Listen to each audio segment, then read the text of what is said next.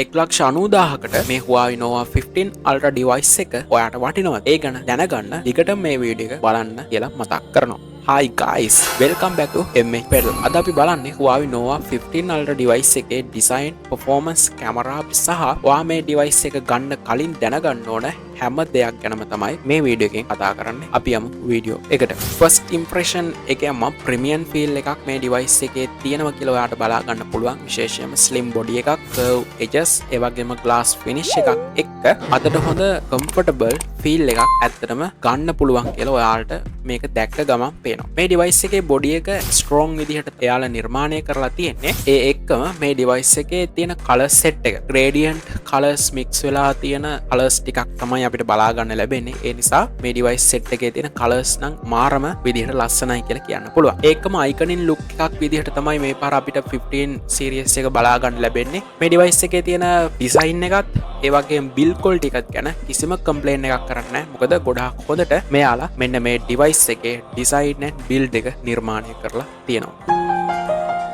මේ device එකෙන් daily use වලට හොඳම ස්මූත් එකක් දෙනවා. විශේෂයෙන්ම social media multitasking වගේ දේවල් කිසිම issue එකක් නැතුව අපිට run කරගන්න පුළුවන්. මොකද මේ device එක mid range category එකේ තියෙන නිසා. හැබැයි මතක් කරන්න ඕන gaming වලට යනකොට නම් medium setting and low graphic වලින් තමයි run කරන්න පුළුවන් වෙන්නේ. එහෙම run කරොත් විතරයි ඔයාට normal performance එකක් ගන්න පුළුවන් වෙන්නේ. මොකද ලොකු workload එකක් මේ device එකට දරා ගන්න බැරි නිසා. ඒකට හේතුව තමයි Kirin 9010S කියන chipset එක සහ 12GB RAM එකක් කියන මෙන්න මේ main component දෙකම විතරයි මේ device එකට use වෙන්නේ මේ device range එකටම. ඉතින් ඒ නිසා අපිට මේ device එකේ mid range category එකේ සහ mid range performance එකක් විතරයි බලා ගන්න පුළුවන් වෙන්නේ. ඉතින් මේ device එකට include කරලා තියෙන storage capacities ගැන කතා කරොත් අපිට 256GB වල ඉඳලා 1TB දක්වා storages capacities අපිට බලා ගන්න පුළුවන් වෙනවා. ඒ අනුව මේකේ price range එක ටිකක් වෙනස් වෙනවා. mid range එකක් නිසා complain කරන්න තරම් ප්‍රශ්නයක් නැහැ. හැබැයි Kirin 9010S කියන chipset එක තාමත් වෙළඳපොලේ තියෙන heavy chipset එක බලනකොට පොඩි weakness එකක් අපිට බලා ගන්න පුළුවන් වෙනවා. ඒ නිසා buy කරනවද නැද්ද කියන එක ඔයාගේ අතේ තියෙනවා. Huawei කියන්නේම camera king brand එකක්. Nova 15 Ultra එකෙත් ඒක continue කරනවා යාලා. මොකද ගොඩාක් හොඳ back panel camera setup එකක් include කරලා තියෙන නිසා. ඒ තමයි 15 megapixel 24mm wide lens එකක්. ඒ වගේම 15 megapixel 88mm periscope telephoto lens එකක්.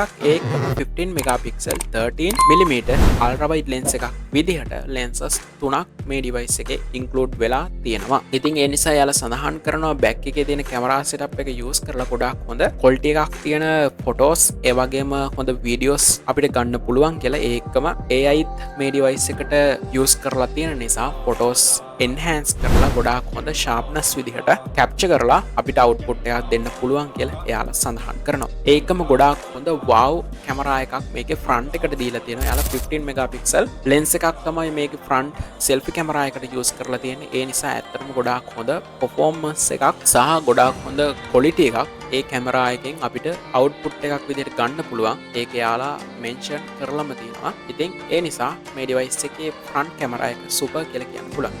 overall ගත්තාම mid range device එකකට එන්න පුළුවන් හොඳම camera setup එකක් තමයි මේ device එකේ include වෙලා තියෙන්නේ. ඒ නිසා කරන්න තරම් complaint එකක් නැහැ කැමරාව පැත්තේ. මේ device එකේ තියෙන display එකත් ඇත්තටම wow කියලා කියන්න පුළුවන්. මොකද එයාලගේ සම්පූර්ණ Nova series එකේ මට මතක විදිහට 10 වලින් පස්සේ එයාලා OLED panel ම තමයි use කරේ. ඉතින් මේ device එකෙත් අපිට බලා ගන්න පුළුවන් වෙන්නේ OLED panel එකක්.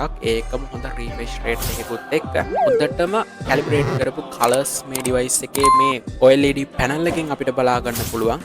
ඒකම ගොඩාක් හොඳ scrolling experience එකකුත් අපිට display එකෙන් ගන්න පුළුවන්. ඒ වගේම ගොඩාක් හොඳ smoothness එකකුත් display එකේ තියෙනවා කියලා සඳහන් වෙනවා. ඉතින් අපිට normal daily usage වලට සහ gaming වලටත් ගොඩාක් හොඳ performance එකක් මෙන්න මේ display එක දෙනවා. මොකද TikTok gaming ඕනම app එකක් අපිට මේකේ 100%ක් හොඳම colors වලින් run කරන්න පුළුවන්. ඉතින් ඒ නිසා OLED panel එකක් කියන්නේ ඇත්තටම මේ mid range ඩිවයිස් එකකට ගොඩාක් වටිනවා කියලා කියන්න පුළුවන්.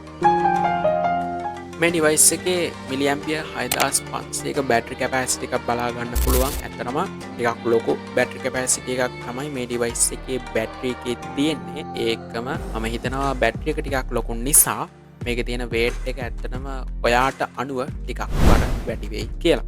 ඉතින් කොහොම වුණත් ඩේලි යූසේජ් එකට කිසිම ඉෂුව එකක් නැතුව යූස් කරන්න පුළුවන් හොඳ බැටරි කැපැසිටි එකක් මේකේ තියෙනවා. අපි දන්න ඕනම ස්මාර්ට් ෆෝන් එකක අපි ගේම් වලට ඒ ඩිවයිස් එක යූස් කරනවා නම් ඇත්තටම මේ ඩිවයිස් එකේ තියෙන බැටරි එක ඉක්මනට බහලා යනවා. කොහොම වුණත් මේ ඩිවයිස් එකේ තියෙන බැටරි එක ගොඩාක් හොඳ කැපැසිටි එකක් විදිහට තියෙනවා කියලා කියන්න පුළුවන්. ඒකම අපි බලමු මේකේ තියෙන charging cable එක කොහොමද කියලා. මේ ඩිවයිස් එකට 100W super fast charging technology එක use කරලා තියෙනවා. ඒ නිසා ගොඩාක් ඉක්මනට මේ ඩිවයිස් එක charge කරගන්න පුළුවන්. ඒකම මේ ඩිවයිස් එකේ තියෙන charging capabilities ටික කතා කරොත් 50W wireless charging, ඒ වගේම 7.5W reverse wireless charging, ඒ වගේම 5W reverse wired විදිහට මේකේ charging capabilities හතරක් අපිට බලා ගන්න පුළුවන්. ඉතින් overall ගත්තාම මේ බැටරි එක ගැන කම්ප්ලේන්ට් කරන්න තරම් කිසිම වරදක් නැහැ.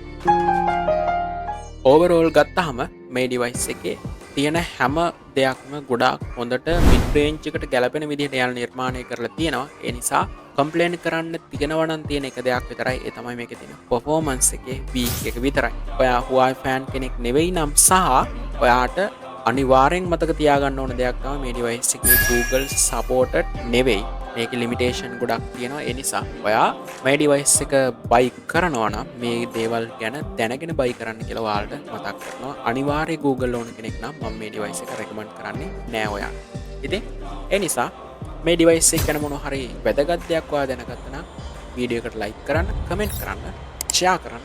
ඒ වගේම අනිවාර්යයෙන් වීඩියෝ එක බලලා subscribe කරන්නත් කියලා ඔයාලට මතක් කරන ගමන් ඉක්මනට හම්බෙන බලාපොරොත්තුවෙන් අදට සමුගන්න සුබ දවසක් වේවා.